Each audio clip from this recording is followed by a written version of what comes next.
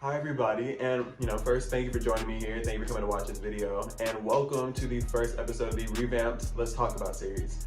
I sort of made this series because I wanted to have a way for us to talk about different concepts, ideas, and ideologies, and sort of work through them together, learn some things together. You teach me some things, I teach you some things. So a couple of days ago, I posted kind of like a promo sort of video for the series, for the YouTube channel, for the IGTV and stuff like that.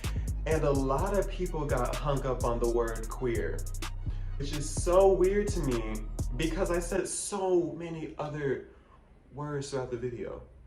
But that's okay, because it kind of leads me into my topic I'm talking about today, which is my personal shift from religion to spirituality. So first, let's talk about the difference between religion and spirituality. Religion is more so like a construct of beliefs and regulations that are followed by a group of people when it comes to praising what they view as a divine deity to be. So whether it's God, Krishna, whatever it may be, they all follow this set of rules when it comes to how to worship that being and what they view to be correct. Spirituality, on the other hand, is more of like the individual-based and broad viewpoint of the spiritual connection between you and yourself, and the connection between you and what you view to be divine, what you attribute God to be.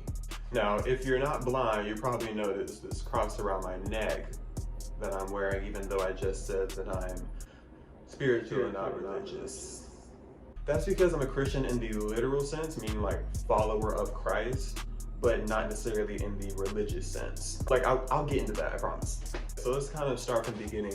I've always been aware of the presence of God. I've always been aware of like a spiritual realm, if you will, ever since I was a little kid. Just from me having that natural connection, and then also I grew up in the church. Like my dad's an ordained minister. It was just always there. I always knew who God was. I always felt God. I always had that sort of connection, if you will. However, I was also always aware that I wasn't a queer individual. And I use the term queer and not like one specific definition because I don't feel the need to label it, because I'm a pop out with who I pop out with, and that's gonna be that. But basically I was always aware of that. So growing up religious, but then also secretly queer, you can see the internal conflict that that would create. On one hand, I'm having these feelings that are confusing the hell out of me, having all these people putting thoughts in my head. I have no idea what's going on. I'm talking to God, I'm not getting any answers back, because now they can sit down and just speak to me like I can talk to you right now. But then on the other hand, I have my fellow Christians saying that people that have these feelings like me were going to hell without negotiation. Then on top of that, I had a God that supposedly hated me, continually opening doors for me. So I was very, very, very confused about what's going on. So for the majority of my childhood, I had this internal conflict between me, between other Christians, and between this man-painted perception of God. Like I said, there was this God that I kept hearing was supposed to hate me, apparently. He had, continually kept opening doors for me, making opportunities for me. I was doing well in track, I was doing well academically. And this is my early teens, so it's not even the stuff I've accomplished now, or not even, I can't even say I've accomplished, I've been blessed to have received now. I have all that stuff happening to me, and so I was like, okay, in order to repay you back, I'm gonna be as straight and worldly as possible. Because I know that you hate this, but you're doing this thing, it means you love me, obviously. So how can I show my love for you? So I tried prayer, I tried tears, and even a dash of homophobia. But here we are. Fluid as ever, so there's that. But it was actually kind of weird though, because in all my efforts to make peace with the God who I thought didn't like me, I ended up discovering a God that had nothing but love for me. And that's when it dawned on me. Christ never hurt me. Christians hurt me. And making that differentiation for the first time made me fall deeper in love with God and understand God better, understand my life better, understand why I went through all this. When I started looking at God for who he is and not just who I was taught he was supposed to be, I started looking at him, very face values, and God, he's mysterious, but it is what it is with him. He is the father of absolutes.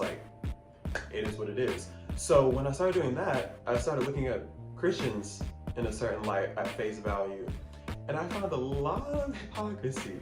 And not like in the way you assume I'm talking about hypocrisy, like things like this. There's a sort of arrogance that's like in the church when it comes to how we view other faiths, other religions. It's not like they're evil, but it's sort of like that's taboo, don't do that, don't dabble in that, right? But let's talk about a few things real quick. When you do communion, that is a literal ceremonial practice where we symbolically eat the flesh and drink the blood of our Savior. And then the reason, Jesus was so amazing, his death was so monumental, was because he was the perfect blood sacrifice for our God. And then even the most basic practice we do, prayer. Do you not realize, like, when you're praying, you're literally connecting with the most divine spiritual being in existence? Like, you are communicating with the spirit, right? But we're often told, like, these things aren't good, these things aren't good, this is bad, don't dabble in that, don't do this, don't do that, right? Then, like, that made me really start to think, what are some other things that are being misconstrued to us? Because God is far more complex than we give him credit for. And so I was thinking to myself, what better way is there to understand God than forming a true relationship with God, right? And in doing that and forming that relationship, I realized that, like, the flaws of human nature can twist the conception of things that we don't understand. And God is one of those things that we don't truly understand because he is so vast and complex. When humans see something we don't get, or we see ultimate power, we automatically start to fear it. And God isn't something we need to fear. And not in the way that you've been taught, where it's talking about, like, fear the Lord, or have a fearful reverence of the Lord. That's not the same thing. When it's talking about that, that's talking about, like, being in awe of, or, just being in true shock. Being like that type of fear where you're just like, wow, I'm amazed by you. That's what that type of fear is talking about. But we kind of, we get afraid of power. And so when it comes to us living out our Christian lives, we focus so much on the sin of people rather than extending love to people. And it makes sense as to why we do that. Like I said, when we see power, we see fear. And so you're thinking, okay, if I fix my sin, or I fix somebody else's sin, and I analyze them for that, then I'm saving them from the wrath of this powerful being. And like, I see how we get there. Like, we're engineered to want to survive. We want to, not get hurt by things. So when we see things we don't get, we're like, how can we understand it enough to where we don't get hurt by it? One thing I noticed is that God doesn't want us to focus on his wrath. He wants us to focus on his love. Like, how can we extend love to other people? We're always trying to clean people. We're always trying to be like, this is right and this is wrong, instead of how can I help you heal? How can I help you move forward? And when you get closer to God and you get truly engulfed in his presence and you realize, wow, like, you are patience, you are kindness, you are love, like, you are everything that is so simple, but things we don't understand, you're just like, who gave me the right to ever feel the need to condemn anybody? Another thing I realized is that our spiritual paths are so individual. So trying to attribute a single set of rules to numerous unique paths, it no longer lined up with, what I was understanding my experience to be going through right now. Like, what God wants for you, he does not want for another. So the experiences you have, the problems you have, the obstacles you have are meant for you. So it's one thing to be like, hey, these are the principles that, we should push and, live by. It's another thing to say, you need to live like this and only do this. And with this, these things are pleasing to God. Whereas, like, if you talk to God and you understand God and you form that raw relationship with that spiritual being, he's not afraid to talk to you. And he'll tell you exactly, like, hey, I had you go through this so I can help, so that you can help somebody else through this. I had you experience this so you could pass this experience on to somebody else. Our whole purpose is servanthood, is servitude. So falling in love with the Spirit of God instead of the image of God is what really pushed me to make that transition from religion over to spirituality. Like, don't get me wrong, like, I love going to church, I love reading my Bible, I do it daily, and I still love praise and worship.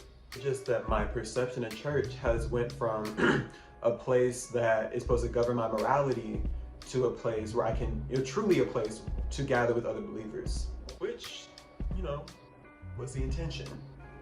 So yeah, that's sort of my spiel on, you know, my transition and my relationship with God and my walk with God.